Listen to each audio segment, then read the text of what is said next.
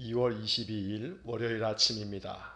지난밤에도 우리의 생명을 지켜주시고 오늘 이렇게 또 새날을 허락하여 주신 하나님께 감사와 찬송을 올려드립니다.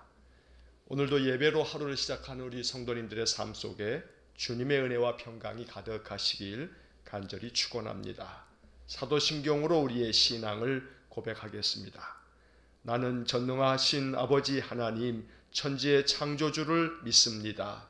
나는 그의 유일하신 아들 우리 주 예수 그리스도를 믿습니다.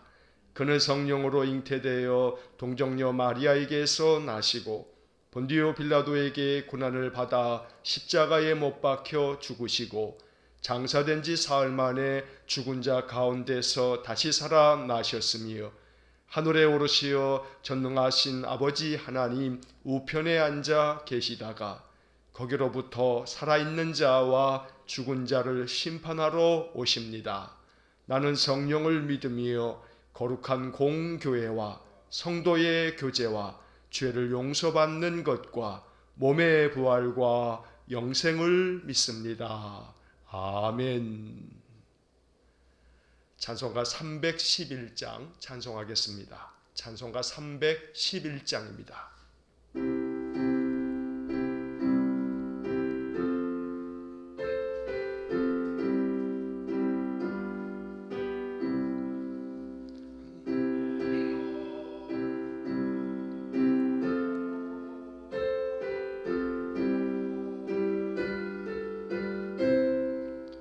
내 너를 위하여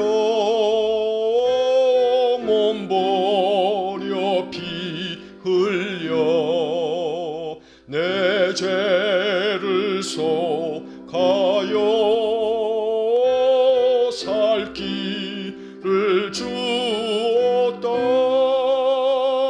널 위해 몸을 주건만 너무 주느냐.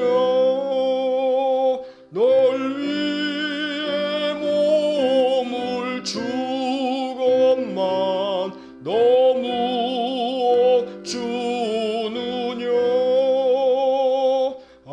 아버지 보좌와 그 영광 떠나서 밤 같은 세상에 만 백성 구하려 내 몸을 희생했건만 너무 하느냐. 내 몸을 희생했건만 너무 하느냐. 죄 중에 빠져서 영 죽을 인생을 구하여 주려고 나 피를 흘렸다. 내 죄를 대속했건만 너무 어하느냐. 내 죄를 대속했건만 너무 하느냐. 한없는 용서와 참 사랑 가지고 세상에 내려와 값없이 주었다. 이것이 귀중하건만 너무 주느냐. 이것이 귀중하건만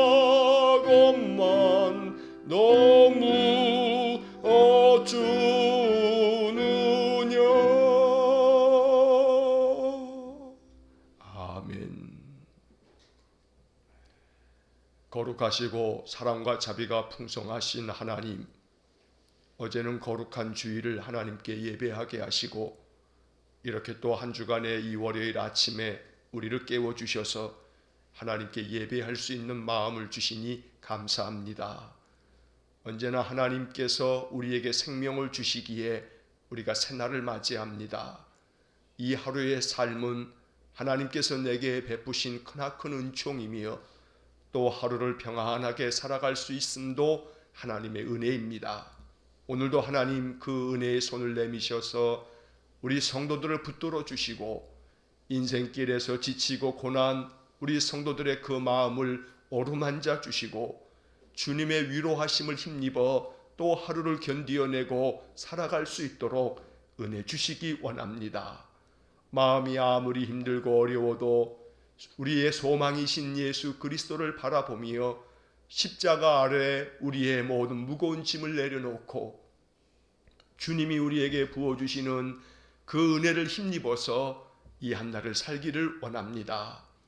늘 아침마다 우리의 마음을 활짝 열고 주님의 은혜를 우리 심령에 채우기 원하오니 성령 하나님께서 아침마다 우리 성도들에게 성령의 단비를 부어주시고 그리하여 우리의 마음이 강건하게 회복되어 또 한날을 잘 감당할 수 있도록 은혜 주시길 원합니다. 내 힘으로 사는 것이 아니고 오직 하나님의 은혜로 사는 것이며 내 능력으로 사는 것이 아니고 하나님께서 부어주시는 능력으로 삽니다.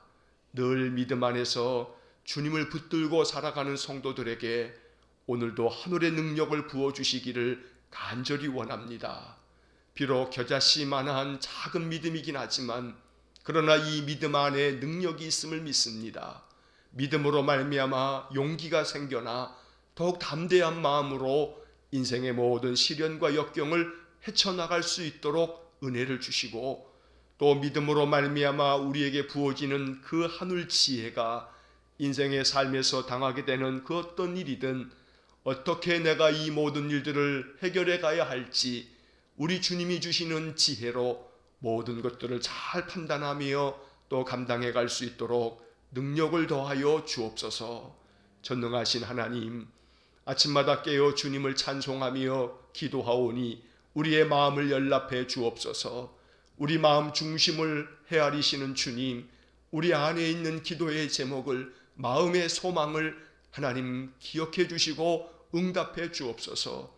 우리 하나님께서 늘 살아 역사하셔서 성도들의 기도 소리를 들으셔서 은혜 가운데 역사해 주시고 응답해 주심이 우리의 일상의 생활 속에서 느껴지게 하시고 체험이 되게 하셔서 우리의 믿음이 살아있는 믿음이 되게 하시고 비록 우리의 눈에 보이지는 아니하여도 주님은 항상 우리보다 앞서가시며 우리의 인생길을 인도하여 주심을 마음으로 깨닫는 복을 주옵소서.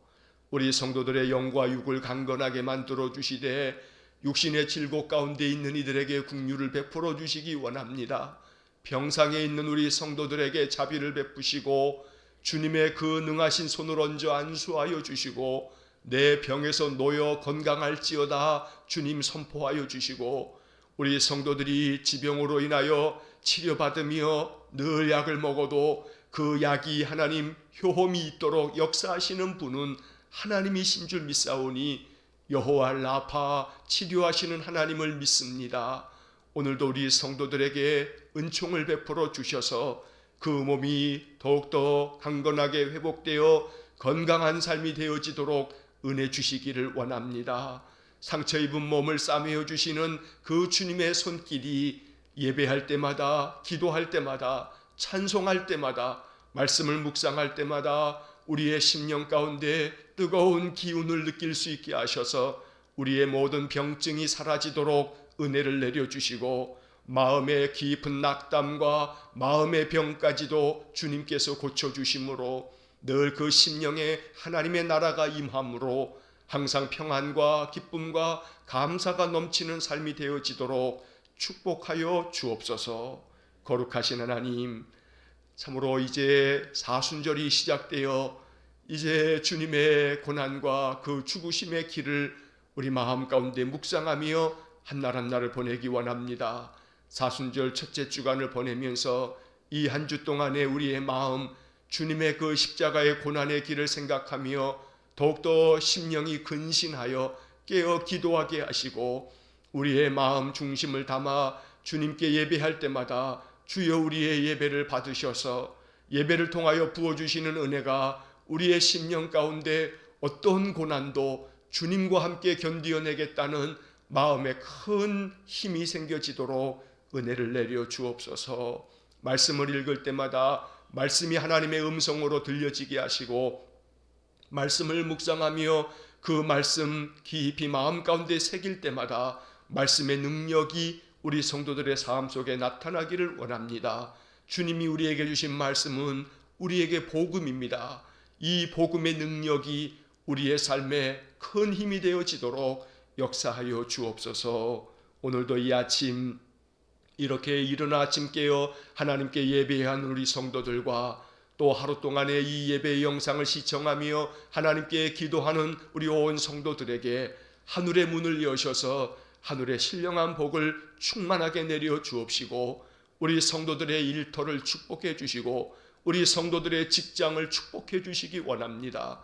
우리 성도들이 일할 때마다 하나님 마음 가운데 그 일터가 하나님 보내신 그 사명의 자리이며, 주님의 마음으로 성실과 정직으로 부지런함으로 충성됨으로 그 직임을 잘 감당함으로 말미암아 일터에서도 신실한 주님의 사람들로 인하여 사람들이 주님의 마음을 느낄 수 있도록 은혜 주시고, 우리 성도들의 말과 행실이 예수 그리스도를 닮음으로 인하여 성도들로 인하여 주님의 은혜가 주변 사람들에게까지 흘러가도록 은혜 주시기를 원합니다. 오늘 한 날의 삶을 온전히 주님께 의탁합니다. 주님께서 친히 우리 인생의 주인이 되셔서 우리의 모든 인생의 삶을 주관해 주시고 경영해 주시고 인도하여 주옵소서. 오늘도 이 아침 우리 마음 중심의 예배를 기쁘게 연락하여 주시기를 간절히 원하며 예수님 이름으로 기도하옵나이다. 아멘. 오늘 아침 우리에게 주시는 하나님의 말씀은 누가복음 17장 11절에서 19절의 말씀입니다. 오늘 아침 우리에게 주시는 하나님의 말씀은 누가복음 17장 11절에서 19절까지의 말씀입니다. 주님께서 주시는 귀한 말씀, 우리 마음 중심을 담아서 마음으로 읽으시기를 바랍니다. 말씀을 봉독합니다. 예수께서 예루살렘으로 가실 때에 사마리아와 갈릴리 사이로 지나가시다가 한 마을에 들어가시니 나병 환자 10명이 예수를 만나 멀리 서서 소리를 높여 이르되 예수 선생님이여 우리를 불쌍히 여기소서 하거늘 보시고 이르시되 가서 제사장들에게 너희 몸을 보이라 하셨더니 그들이 가다가 깨끗함을 받은지라. 그 중에 한 사람이 자기가 나은 것을 보고 큰 소리로 하나님께 영광을 돌리며 돌아와 예수의 발 아래에 엎드려 감사하니 그는 사마리아 사람이라. 예수께서 대답하여 이르시되 10사람이 다 깨끗함을 받지 아니하였느냐? 그 9은 어디 있느냐? 이 이방인 외에는 하나님께 영광을 돌리러 온 자가 없느냐 하시고 그에게 이르시되 일어나 가라, 내 믿음이 너를 구원하였느니라 하시더라. 아멘.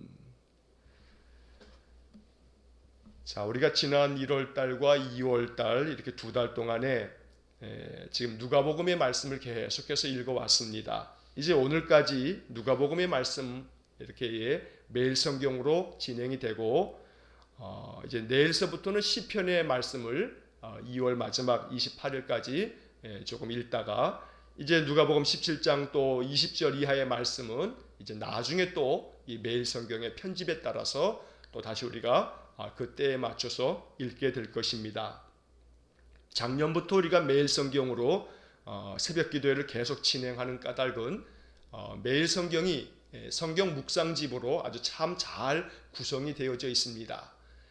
성경 본문에 대한 해설이 아주 충실하고 아주 신학적으로도 참 아주 온전한 그런 해석을 하고 있기 때문에 우리가 매일 성경을 가지고서 이렇게 아침마다 묵상을 하고 또 주일날 해당되는 본문은 제가 주일 설교로 이렇게 진행을 하고 있습니다. 6년 동안 신구약 성경 전체를 이렇게 담고 있기 때문에 어느 하나 이렇게 빠뜨리지 아니하고 균형 있게 모든 말씀을 우리가 읽어갈 수 있는 그런 장점이 있습니다. 자, 이제 누가복음 17장에 오늘 이제 19절까지의 말씀을 읽었는데 이 말씀은 우리에게 참 익히 잘 알려져 있는 말씀입니다. 특별히 이 말씀은 아마도 여러분들이 추수감사주의를 앞두면 이 감사절 그러한 말씀으로 감사에 대한 주제로 이 말씀을 아마 많이 들어오셨을 겁니다. 자, 이 아침 이 말씀을 통해서 주님이 우리에게 주시는 그런 교훈을 마음속에 생각하면서 이 말씀이 내 마음속에 주님의 음성이 되어지기를 간절히 소망합니다. 자, 11절의 말씀을 보시면 예수께서 예루살렘으로 가실 때에 사마리아와 갈릴리 사이로 지나가시다가, 자, 지금 이 본문의 말씀이 어디에서 진행되고 있는지를 우리에게 알려주고 있습니다. 성경에 기록되어진 모든 구절들은 각각 다 깊은 의미가 있습니다. 우리가 그냥 이렇게 지나치면서 읽고 있을 뿐이지 구절 구절 속에 담겨져 있는 그 의미는 아주 매우 깊은 영적인 교훈들이 담겨져 있는 겁니다. 예수님께서 예루살렘으로 가실 때, 지금 누가복음에서 예수님은 예루살렘으로 가고 있는 모습을 중간중간 기록하고 있는데, 예수님이 예루살렘으로 지금 가는 길은 십자가의 길입니다. 죽음을 향해서 나아가고 계시는 겁니다.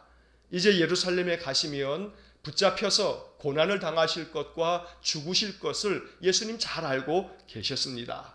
자, 그 예수님께서 예루살렘으로 가는 그 길에 지금 어디를 지나가고 있냐면 사마리아와 갈릴리 사이로 지나가시다가 한 마을에 들어가셨습니다.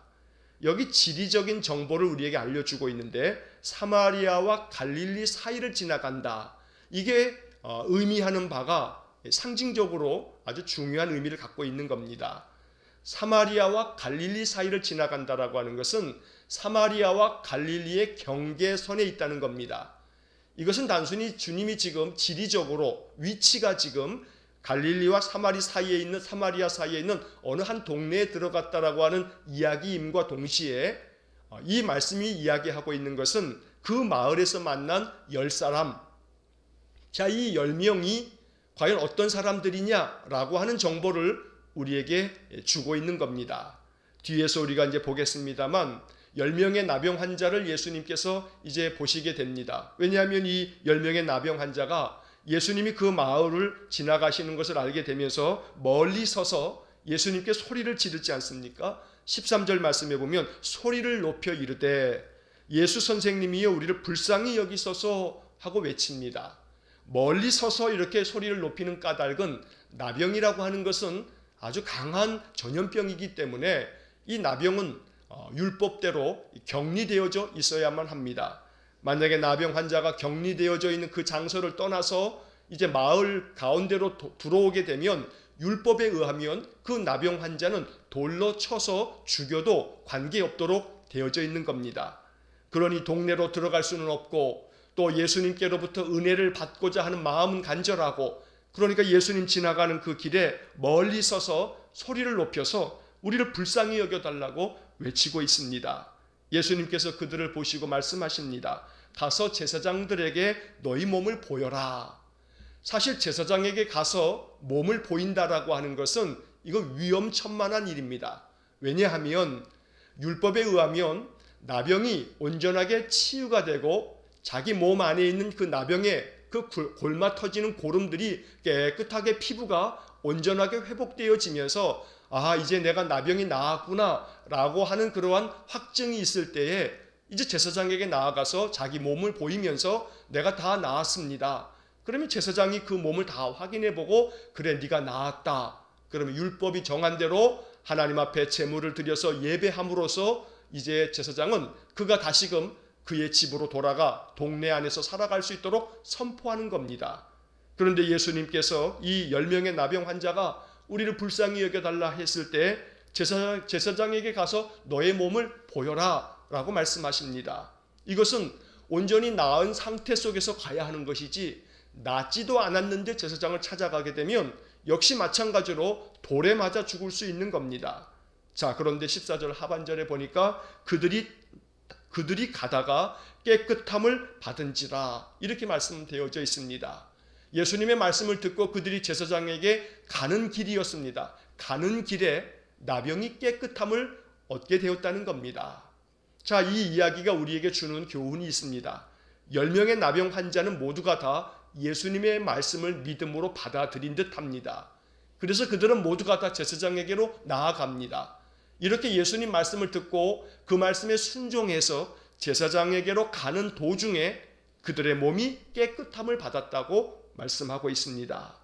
여기서 우리가 깊이 깨달아야 할 중요한 사실 하나는 순종하는 도중에 회복되었다는 겁니다. 말씀이 선포되어지고 그 말씀이 자기들의 귀에 들리자마자 회복된 것이 아니고 예수님께서 제사장에게 가서 너희 몸을 보이라 라고 하는 말씀이 있고 난 다음에 그 말씀 듣고 이 10명의 나병 환자가 제사장에게로 가다가 라고 하는 말이 중요합니다. 그들이 가다가 깨끗함을 받은 겁니다. 말씀이 떨어지자마자 놀라운 역사가 일어날 때도 있습니다. 하지만 말씀이 떨어지고 난 후에 그 말씀을 붙들고 그 말씀을 순종하며 말씀대로 나아가다가 역사가 일어나는 그러한 모습도 오늘 이 성경에서 우리가 보게 되는 것입니다. 베드로가 고기를 잡았을 때의 이야기도 우리가 다시 한번 생각해 볼 수 있습니다. 누가복음에서 우리가 이미 읽은 바 있습니다. 예수님께서는 베드로에게 깊은 곳에 가서 그물을 내려라 라고 말씀합니다. 밤이 새도록 수고하였으되 아무것도 얻은 것이 없지만은 말씀에 의지하여 내가 그물을 내리겠습니다. 베드로가 이렇게 대답하고 순종합니다.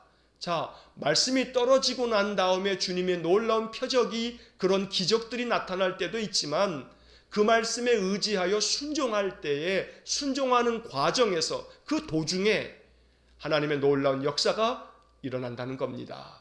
그래서 오늘 이 말씀 속에서 우리는 감사에 대한 이야기로 이 10명의 문둥병자, 이 나병 환자가 고침받았는데 한 사람, 바로 사마리아 사람만 돌아와서 주님께 감사했다라고 하는 주제로 감사의 주제를 다루고 있는 이야기임에는 틀림없지만 그러나 이 말씀에서 또 한 가지 깨달아야 할 것은 순종하는 도중에 하나님의 은혜가 임한다. 순종하는 그 도중에 치유가 일어났다는 사실을 잊지 말아야 합니다. 그래서 이 본문의 말씀에서 순종이라고 하는 중요한 영적 교훈을 마음 가운데 깨달아야 되는 것입니다. 자, 이렇게 10사람이 예수님 말씀을 듣고 그들은 모두가 다 마음속에 믿으면서 제사장에게로 가다가 깨끗함을 받았습니다. 자, 이제 그 다음 이야기가 중요합니다. 15절 말씀에 보니까 그 중에 한 사람이 자기가 나은 것을 보고 큰 소리로 하나님께 영광을 돌리며 돌아와 예수의 발 아래에 엎드려 감사하니 그는 사마리아 사람이라. 자, 10명이 모두가 다 깨끗함을 받았는데 한 사람만 예수님께로 돌아왔습니다. 자기들이 나은 것을 이 10사람이 다 알았습니다. 그런데 한 사람만 큰 소리로 하나님께 영광을 돌리면서 하나님이 고쳐주셨구나, 예수님께서 말씀하신 대로 되었구나, 그러면서 주님께로 나와 발 아래 엎드려 감사하고 있는 겁니다. 발 아래 엎드렸다라고 하는 이 표현은 예배하는 자세를 말하고 있는 헬라어 표현입니다. 그는 마음 중심을 담아서 하나님께 영광을 돌리면서 주님께 예배하고 있는 것입니다. 그런데 이 누가복음은 이렇게 주님께 나와 감사의 예배를 드린 사람이 사마리아 사람이라고 말하고 있습니다. 굳이 이 사람이 사마리아 사람이라고 그의 출신이 어디인지를 밝히는 이유는 바로 누가의 의도가 있는 겁니다. 이것이 바로 누가복음의 신학입니다. 누가는 오늘 11절 말씀에서 예수님이 지금 이 놀라운 은혜를 베푸신 그 장소가 사마리아와 갈릴리 사이를 지나가시다가 한 마을에 들어가셔서 이러한 일이 있었다고 전하고 있는 겁니다. 제가 말씀을 시작하면서 이야기한 것처럼 사마리아와 갈릴리 사이, 사마리아와 갈릴리의 경계선에 있는 한 마을에 들어가신 겁니다. 갈릴리는 유대인이 사는 동네입니다. 사마리아는 사마리아 사람들이 살고 있죠. 그런데 이 사마리아 사람들은 유대인들에게 굉장히 천대받고 아주 모멸 속에서 살아갔던 그런 사람들입니다. 왜냐하면 이 유대인들은 주전 722년에 저 북이스라엘의 수도였던 사마리아가 그 북쪽의 아수르에 의해서 멸망당할 때 아수르에 의해서 이 사마리아가 이제 혼혈이 생겨지면서 주님의 백성이 아니라 이제 이방의 족속들이 되었다고 생각하면서 그 이후로 거의 700여 년이 넘도록 이 유대인들은 사마리아 사람들을 상종도 하지 않았습니다. 이렇게 반목과 갈등과 증오가 가득한 사마리아와 유대인 사이들이었습니다. 그런데 주님께서는 이렇게 유대인들은 자기들만이 하나님께로부터 선택받은 모세의 자손들이라고 여기면서 사마리아 사람들을 배척했는데, 그렇게 배척당한 사마리아 사람들이 얼마나 하나님의 은혜를 얻기에 합당한 사람인지 계속해서 성경은 이야기하고 있는 겁니다. 결국 모세의 참된 자손들은 그 씨가 어떠하냐라고 하는 그런 유전적 혈통이 중요한 것이 아니라 영적인 혈통이 중요함을 누가는 계속해서 강조하여 말씀하고 있는 것입니다. 사마리아 한 사람이 주님께 돌아와서 하나님께 영광을 돌리며 감사합니다. 자, 이때 예수님께서 묻습니다. 예수님께서 말씀하시길 10사람이 다 깨끗함을 받지 아니하였느냐? 그 9은 어디 있느냐? 자, 예수님은 알고 계십니다. 10사람이 다 깨끗함을 받았다는 사실을 주님이 알고 계십니다. 돌아와서 이야기한 사람은 한 사람밖에 없지만 나머지 9도 깨끗함을 받지 않았느냐? 주님은 다 알고 계시는 겁니다. 그런데 한 사람밖에 돌아오지 않자 주님께서는 그 9은 어디 있느냐고 묻고 있습니다. 오늘 이 물음 앞에 우리는 깊이 마음속에 이 말씀을 생각하면서 나 자신을 돌아봐야 합니다. 그 9은 어디 있느냐? 이 말씀을 우리가 들어야 합니다. 무슨 이야기냐 하면 그 9은 어디 있느냐라는 말씀을 들은 사람은 사마리아 사람입니다. 정작 이 9사람들은 예수님께로 돌아와서 예배하지 않는, 감사치 않는 사람들은 이 말씀을 들을 수가 없죠. 그 자리에 없으니까. 결국 오늘 우리들에게 있어서 그 9은 어디 있느냐? 9에 속하면 안 됩니다. 우리는 사마리아 사람 같이 주님께 나와 그 발에 엎드리어 감사 찬송의 예배를 드리는 그러한 신실한 믿음을 가져야 합니다. 사마리아 사람들은 유대인들에게 배척당하면서, 그렇게 유대인들에게 아주 멸시와 천대를 당하면서 그들은 하나님의 언약의 백성이 아니라고 취급을 당하고 이제 하나님에게서 벗어난, 쫓겨난 사람들이라고 그렇게 생각됐던 사람들인데, 주님께서는 이 말씀들을 통해서 이 사마리아 사람이야말로 하나님의 은혜가 있고 하나님의 구원이 있는 사람이라고 말씀해 주고 계시는 것입니다. 자, 18절의 말씀에서 이 이방인 외에는 하나님께 영광을 돌리러 온 자가 없느냐? 유대인들은 다 어디 갔느냐? 라고 주님은 묻고 있는 겁니다. 이 이방인으로 취급되어지는 이 사마리아 사람 외에는 하나님께 영광을 돌리러 온 자가 없느냐? 오늘 이 말씀이 우리들의 마음속에 깊은 자극이 되고 또 영적인 각성이 될 수 있기를 간절히 원합니다. 이 10명의 사람들은 예수님의 말씀을 듣고 제사장에게로 나아갔습니다. 그때까지만 하더라도 그들의 마음속에 똑같은 믿음이 있는 겁니다. 제사장에게 가면 예수님 말씀하신 것처럼 내 몸이 낫겠지 하는 마음으로 갔을 겁니다. 가다가 몸이 깨끗함을 얻고 회복되었습니다. 그러면 사마리아 사람처럼 하나님께 영광을 돌리며 주님이 말씀해 주신 대로 됐구나, 주님이 말씀해 주셨기 때문에 이렇게 내가 회복된 것이구나, 마음 가운데 깨닫고 주님께 예배하는 마음, 그 중심을 다하여 감사 찬송하는 마음이 있어야 한다는 것입니다. 그러나 이 사람 외에는, 이 사마리아 사람 외에는 모두가 다 그냥 제 길로 가서 자기들의 삶을 영위한 것입니다. 자, 그래서 예수님께서 이 사마리아 사람에게 매우 중요한 선포를 들려주십니다. 19절 말씀, 그에게 이르시되 일어나 가라, 내 믿음이 너를 구원하였느니라. 여러분, 이 19절의 말씀이 오늘 본문의 이야기에서 가장 중요한 말씀입니다. 일어나 가라, 내 믿음이 너를 구원하였느니라. 나병에서 나은 사람들은 10사람 다 나았습니다. 육신의 회복을 얻었습니다. 그러나 중요한 사실 하나는 영적인 회복은 이 사마리아 사람 한 사람에게만 선포되어졌다는 겁니다.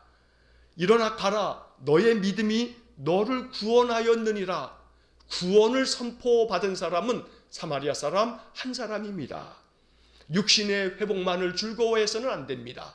영적인 회복이 이루어졌을 때 그것이 참된 회복입니다. 육신의 회복뿐만 아니라 영적인 회복이 이루어지는 것이 참된 구원입니다. 그러므로 오늘 본문의 이야기를 통해서 우리 마음 가운데 간절히 소망해야 할 바는 내 육신이 강건해지는 것뿐만 아니라 또한 우리들이 소망하고 간절히 구해야 할 것은 영적으로도 강건해지게 해주십시오. 기도해야 합니다. 영혼이 잘됨같이 범사가 잘되고 강건해지기를 바라는 그런 마음이 우리에게 있어야 되는 것입니다. 육적인 회복만을 바라서는 안 됩니다. 육적인 회복과 함께 영적인 회복을 허락해 주십시오.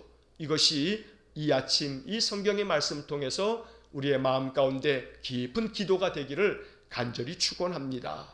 날마다 주님 앞에 이렇게 내 삶에 있어서 육적인 삶도 영적인 삶도 모두가 다 주님의 은혜 안에서 구원받은 삶이 되어지도록 하나님 복을 주십시오. 기도하시기를 바랍니다. 그래서 늘 주님 앞에 언제나 나올 때마다 오늘 이 누가복음 17장의 이 말씀이 우리의 마음 가운데 깊은 영적 교훈이 되어서 주님께 날마다 소리 높여서 감사 찬송의 기도를 올릴 줄 아는 그런 복된 삶이 되시기를 간절히 축원합니다. 자, 오늘 이 누가복음 17장 11절로 19절의 이 말씀에 있어서 제가 매일 성경에 그 옆에 있는 해설을 보니까 오늘 이 본문에 대한 해설이 이 마지막 끝에 보면 아주 참 좋은 그런 글귀가 써져 있습니다. 자, 이 매일 성경 오늘 해설 부분에 맨 밑에 하단을 보시게 되면 이러한 문장이 한 문장 나옵니다. 제가 읽어드리겠습니다. 큰 소리로 부르짖으며 기도할 줄만 알았지 큰 소리로 영광을 돌리고 감사할 줄 모르는 인생은 아닌지 돌아봅시다. 자, 이 해설의 글이 참 마음에 와닿습니다. 큰 소리로 부르짖으며 기도할 줄은 알았지만 큰 소리로 영광을 돌리고 감사할 줄은 모르는 그런 인생은 아닌지 9사람은 바로 그런 사람들이었습니다. 오늘 여러분 본문을 한번 보십시오. 13절의 말씀을 보면 소리를 높여 이르되 예수 선생님이여 우리를 불쌍히 여기소서. 소리를 높여 예수님을 불렀습니다. 10사람 모두가 다 주님을 부를 때에는 자기들의 이 육신의 나병을 고쳐달라고 자기들의 요구사항을 주님께 말할 때에는 큰 소리로 다 같이 이렇게 소리를 높였습니다. 그런데 정작 오늘 본문의 말씀에서 이제 주님 앞에 큰 소리로 영광을 돌린 사람은 15절 말씀에 보니까 그 중에 한 사람이 자기가 낳은 것을 보고 큰 소리로 하나님께 영광을 돌리며 돌아왔습니다. 10사람이 자기들의 병을 고침받기 위해서는 큰 소리로 소리칠 줄 알았지만 그러나 정작 하나님께 영광을 돌리기 위해서 주님을 찬송했던 사람, 큰 소리로 주님께 영광을 돌린 사람은 사마리아 사람 한 사람밖에 없다는 겁니다. 그러므로 큰 소리로 부르짖으며 기도하는 것만이 아니고 요청하는 것만이 아니고 큰 소리로 주님 앞에 감사의 찬송을 올려드릴 줄 아는 그런 신실한 믿음의 삶이 될 수 있기를 간절히 축원합니다. 자, 끝으로 오늘 본문의 말씀에서 우리가 한 가지 배우기를 원하는 것이 있습니다. 그것은 13절 말씀에 이 10명의 나병 환자들이 주님께 요청했던 이 간구하는 기도법입니다. 자, 13절 말씀 다시 보시면 예수 선생님이여 우리를 불쌍히 여기소서, 우리를 불쌍히 여기소서, 이 기도문이 나옵니다. 제가 예전에도 여러 해 전에 기도에 대한 시리즈로 설교를 진행할 때 예수 기도라고 하는 기도법을 말씀드린 적이 있습니다. 예수 기도라고 하는 것은 동방정교회에서 몇백 년 동안에 행해왔던 아주 역사가 깊은 기도의 방법입니다. 자, 이 예수 기도는 다른 것이 아니라 하나님의 아들 예수 그리스도시여, 하나님의 아들 예수 그리스도시요 죄인인 나를 불쌍히 여기소서. 죄인인 나를 불쌍히 여기소서. 이 한 문장을 계속해서 읊조리는 기도입니다. 하나님의 아들 예수 그리스도시요 죄인인 나를 불쌍히 여기소서. 이것은 굉장히 오랜 동안 교회가 행했던 기도의 방법입니다. 여러분, 기도를 어떻게 해야 될지 모르실 때, 기도의 제목이 잘 생각나지 않았을 때 순간순간 내가 어떻게 기도하면 좋은가, 이 예수 기도문을 가지고 기도하시기 바랍니다. 하나님의 아들 예수 그리스도시요 죄인인 나를 불쌍히 여기소서. 오늘 본문뿐만 아니고 복음서에서 예수님의 은혜를 얻었던 많은 사람들이 주님께 은혜를 구할 때마다 기도했던 것이 우리를 불쌍히 여기소서, 나를 불쌍히 여겨 주십시오. 이것이 중요한 기도의 내용이었던 겁니다. 그래서 우리들의 마음속에 나를 불쌍히 여겨 주십시오, 나를 긍휼히 여겨 주십시오, 이 기도를 통해서 주님의 은혜를 덧입는 그런 복된 삶이 되시기를 간절히 축원합니다. 사마리아 사람처럼 언제나 큰 소리로 주님 앞에 기도할 줄 알면서 또 동시에 그 기도를 통해서 주님이 베풀어 주신 은혜를 마음 가운데 깨닫고 영광을 하나님께 돌리기 위해서 큰 소리로 찬송하며 감사를 고백하는 그런 믿음의 삶이 될 수 있기를 주의 이름으로 간절히 축원합니다. 기도하겠습니다. 사랑과 자비가 풍성하신 하나님, 우리의 인생의 삶에 많은 역경과 고난과 시련을 통해서 우리가 마음이 찢기고 낙담이 되고 쓰러지고 또 주저앉아 있을 때 우리의 마음을 일으켜 주실 분은 주님밖에 없습니다. 나사렛 예수 그리스도시요 하나님의 아들이시요 우리를 불쌍히 여겨 주옵소서. 그리하여 주님의 손을 내밀어 주시고 우리를 붙들어 주시고 우리를 회복시켜 주시고 우리를 치유하여 주옵소서. 간절히 원합니다. 주님께서 우리에게 말씀하시면 그 말씀 순종하게 싸우니 성령께서 도와주셔서 늘 말씀에 순종하는 삶을 살아가게 하여 주옵소서. 그리하여 순종할 때마다 그 말씀에 순종하는 과정에서 놀라운 치유와 회복의 역사가 있도록 은혜를 내려 주옵소서. 오늘도 주님께 온 마음을 다하여 예배하는 우리 귀한 성도들, 주님, 저들의 삶 속에 영적인 회복이 있게 하시고 육적인 회복이 있도록 은혜를 내려 주옵소서. 영과 육이 하나님께로부터 온전하게 구원함으로도 날마다 하나님의 능력을 경험하는 복된 삶이 되게 하여 주옵소서. 모든 것을 다 주님께 의탁하오며 예수님 이름으로 기도하옵나이다. 아멘. 우리 구주 예수 그리스도의 은혜와 하나님 아버지의 극진하신 사랑과 성령의 교통하심이 믿음을 가지고 주의 말씀에 순종할 때에 순종의 과정에서 놀라운 표적을 경험하게 하시고 늘 은혜를 베푸사 육적인 회복과 영적인 회복을 주실 주님만을 바라보며 주님만을 찬송하며 믿음의 삶으로 늘 승리의 인생을 살아가기를 소원하는 머리 숙인 믿음의 사람들 위에와 저들 가정과 온 가족들 위에 우리 성도들의 생업의 터전과 사업장 위에 이제로부터 영원토록 함께 하시길 간절히 축원하옵나이다. 아멘.